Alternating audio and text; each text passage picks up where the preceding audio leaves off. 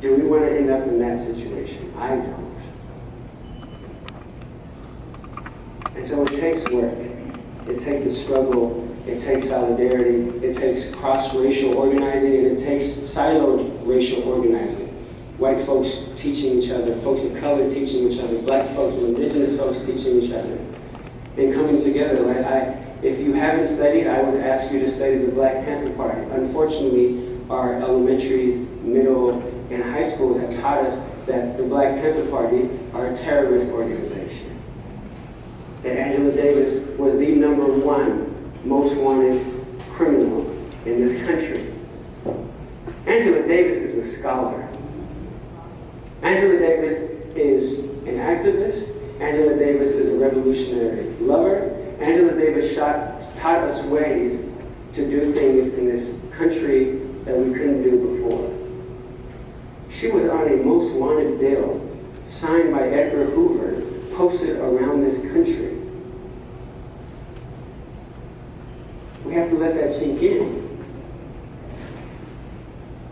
And I want us to go back a bit more in the history books for an incident that most folks don't know. And I keep saying that I'm a historian by necessity, because as an educator of critical race theory, one of the tenets of critical race theory is that we cannot live in an ahistorical society.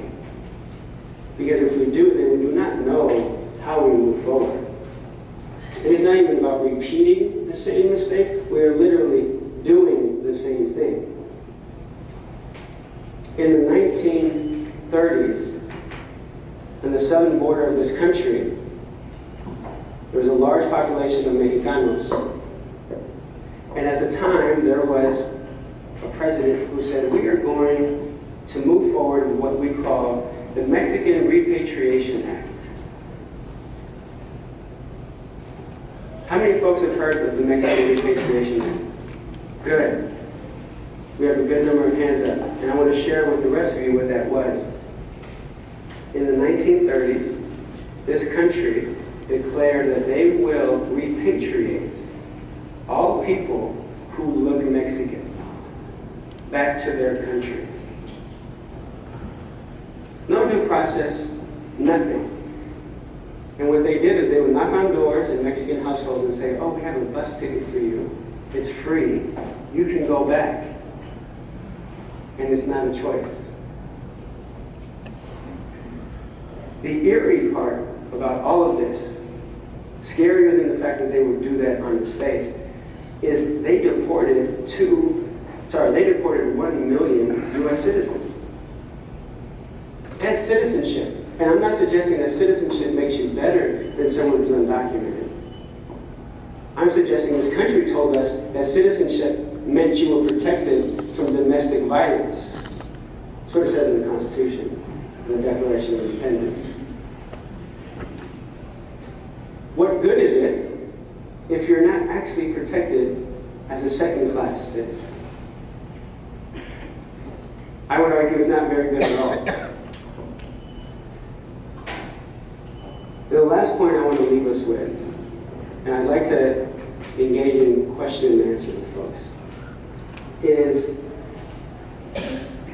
the notion and the thought that we still carry and hold our culture. And there's some folks here that if we ask, what is your culture? And in our session, you ask that question. What culture do I identify with? How does it influence you? There's some folks here who will struggle with answering that question. Who say, I don't know. And they may put American, or they may put United States. That is a culture. That isn't necessarily our culture. Because we come from different parts of this globe. Our ancestors come from different parts of this globe. Our food, our traditions, our ceremonies, our religions come from different parts. And then all of a sudden we become a monolith. No, we are all Americans. That is our culture. And I ask folks, okay, let's assume that to be true. What is the American culture? And which part of it are we celebrating? Because there's a whole lot of it that I'm not very fond of. Actually, I'm terrified of.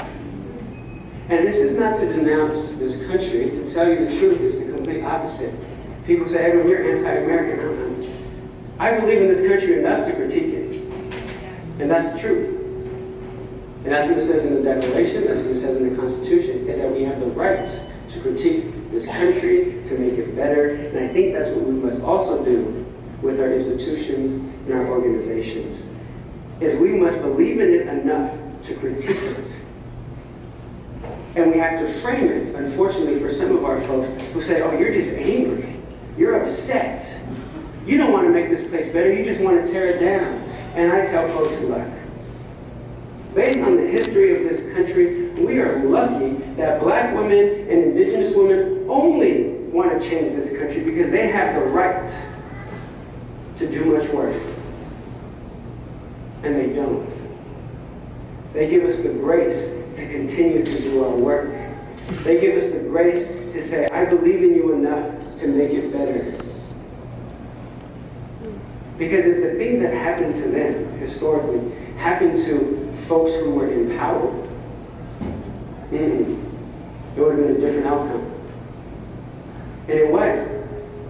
We had the revolution of this country, right? They left, they fought for war, for freedom. And I'm saying, live up to it. That's all I'm saying, actually. And so, my culture was stripped of me. Folks who immigrate here, most of the time, they're asked to assimilate into this culture. And I have a lot of white friends and colleagues that say, Edwin, I don't know what you mean that you were stripped of your culture. Like, you had a choice, you still speak Spanish. And I said, no, colonization is a powerful thing. It is so powerful that it even colonizes white folks. And what do I mean by that? What I mean is that to become white, and I use the term white as the socialization of a race, to become white in this country, you had to give up your culture. Because every white person in here who identifies as white, you had a culture. I'm talking about ancestral. I'm talking about deep. I'm talking about going back to the European mountains and finding that ancestry. And I know it's there because when I was in Standing Rock, there was a group of white indigenous people who came to support the indigenous folks of Standing Rock and said, we are in solidarity. And they were wearing their traditional garb, they did their traditional ceremonies, and they did not speak English or any other European language. That was taken, and it was taken very clearly, and it's noted in the history books, in the 1930s. Before 1930, when Germans, Jews, Irish folks were arrested in New York City and in Boston, the books would say G-I-J.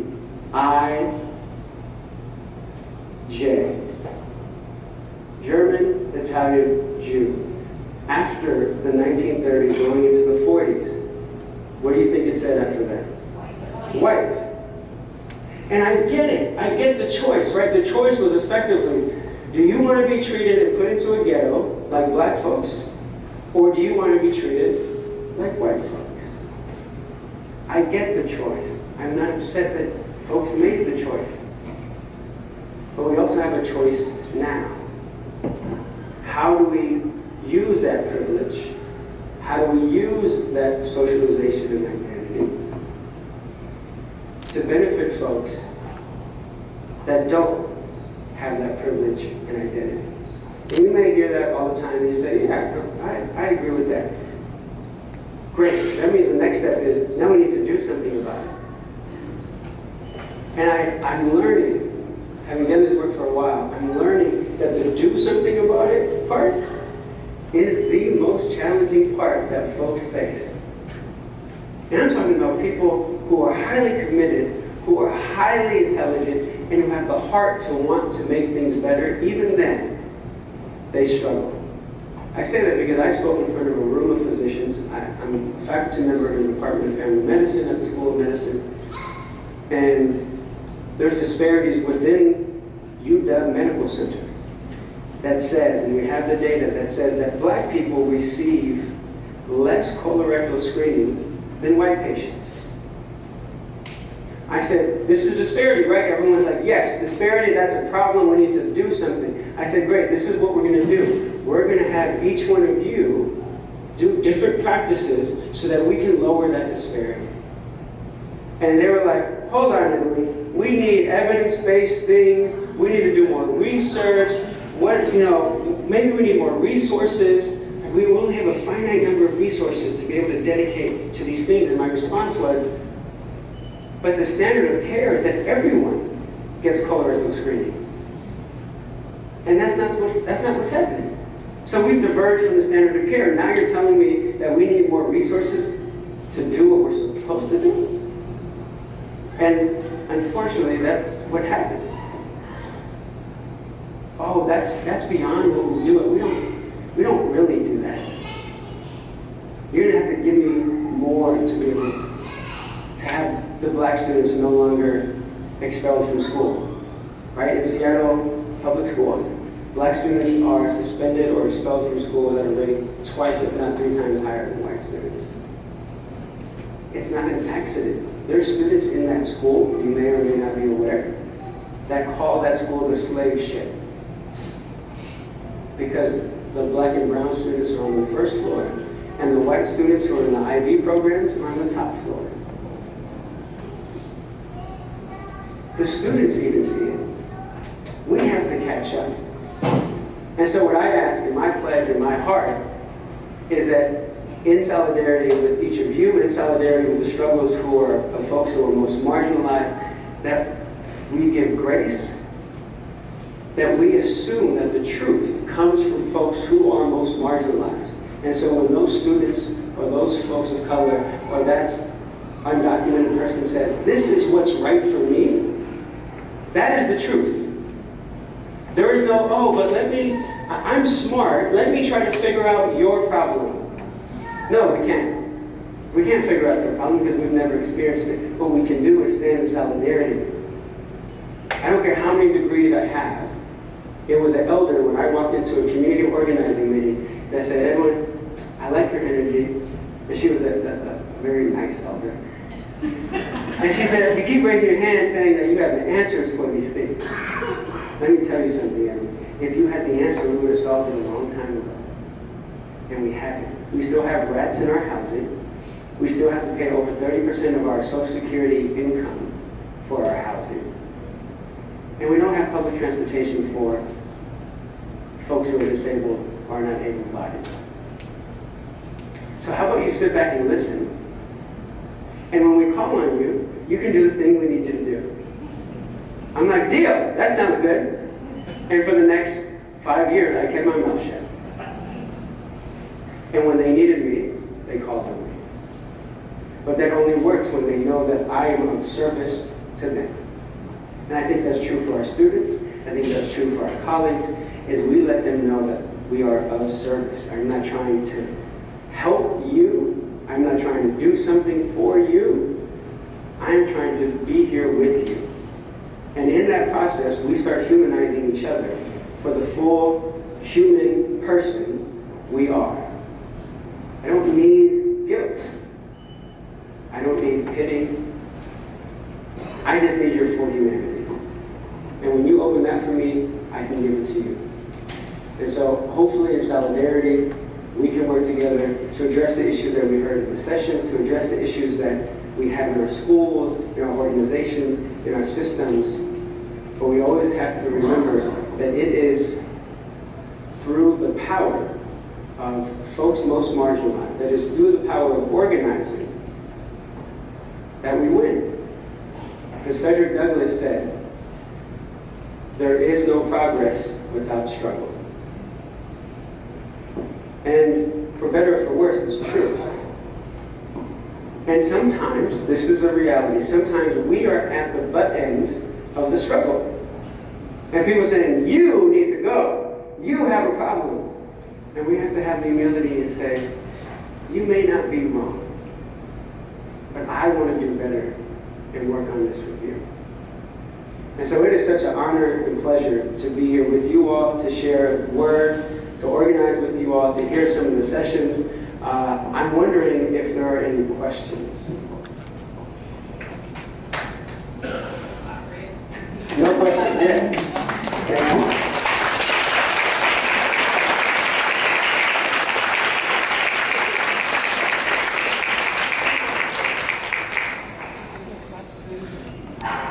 There was a question, yes.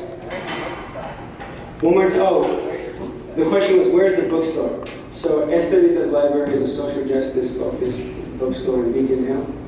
And there we rent out spaces to folks. This, in the end of July, it's going to be a 2-week program for undocumented high school students and college students. Actually, they're still looking for students, so if you know any undocumented students, we can connect them. We get a $1,000 stipend, a bus pass, and food for the 2-week program from 8 to 4. Yeah. Is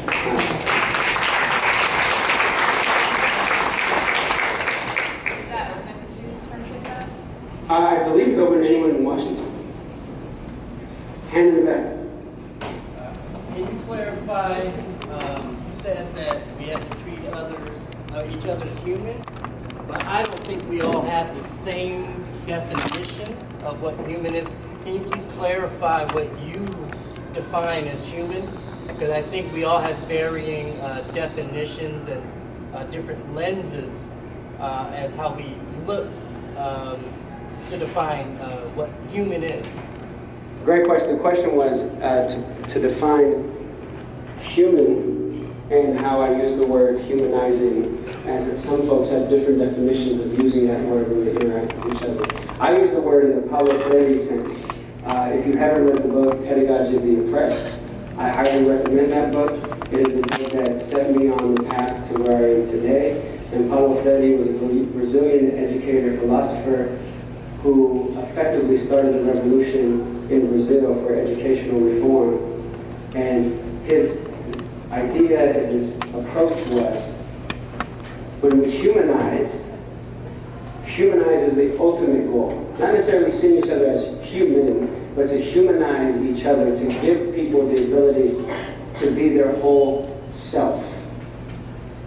And sometimes when we have senses of power, or identities of power, those identities interfere with someone else's ability to live their full human self. And what he also suggested, which is, I believe, an amazing approach to this work, is that folks who are, these are the terms he used, folks who are the oppressor are just as dehumanized as folks who are being oppressed. And the reason, he explained, is that to be in a position of power, you have to be dehumanized to be able to assume that position. And that's why I was suggesting, in losing our culture, that was a practice of dehumanizing folks who assume the position of racial superiority in this country. Thank you for the question. Yes? Can you tell us a little bit about the People's Party? The People's Party. Yeah, so the question was, say a bit more about the People's Party. So when I was talking about organizing and sacrificing and figuring out what are we willing to give up, the People's Party in November of 2015, November 2016, met on a Sunday, and we've met every Sunday. We've met every Sunday to this day since November 15th. And it was a sacrifice that we were willing to make. And the People's Party, in practicing our organizational structure and tenets, said that we are a consensus-building, multiracial organization focused on folks of color and folks who grew up in Seattle or folks who are willing to organize with them. And we ran Nikita Oliver for mayor of Seattle. And that process was a beautiful one. There was a group of community members who lived in the south end of Seattle who created a list, and in that list went around and said, who do we want to represent us at the highest level in the city? And after a number of different votes internally, that community decided Nikita Oliver was the choice that they wanted. And ended up running, I think, an amazing campaign, one that we were incredibly involved in and also took a lot of time and effort. But I think it changed the conversation of Seattle quite a bit. if you saw any of the debates with Nikita Oliver, who was an amazing individual, who was an amazing speaker, poet, lawyer, artist, and educator, when she would get up to debate, every other candidate had to say what Nikita said. And what Nikita did was she was sharing the positions that we collectively put together. She wasn't speaking on her behalf, she was speaking on behalf of the community. And the community influenced what the platform was. And that's why I think it was so powerful and effective. Yeah. Other thoughts or questions? Well, I'm holding you up for lunch. I apologize for that. It was such an honor. I so look forward to talking to you more after. Thank you.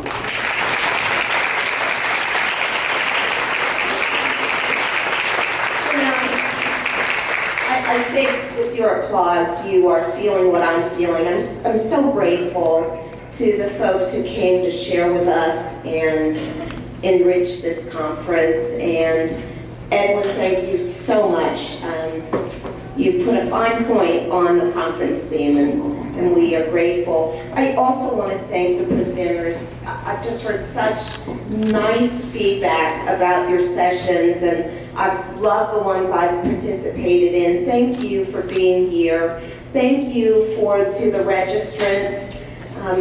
There's a feeling in the air, so I hope we act on that and continue to network and apply what we've learned today so that we are really enacting justice every day and not just these 2 days. Lunch is served. I hope you enjoy it. I would ask that before you leave that you complete the conference evaluations that are at your tables.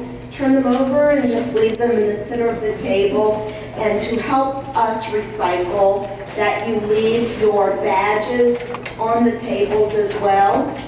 And it's just been a pleasure hosting you and being together with you. I hope we can continue to have conversations over lunch. Thank you.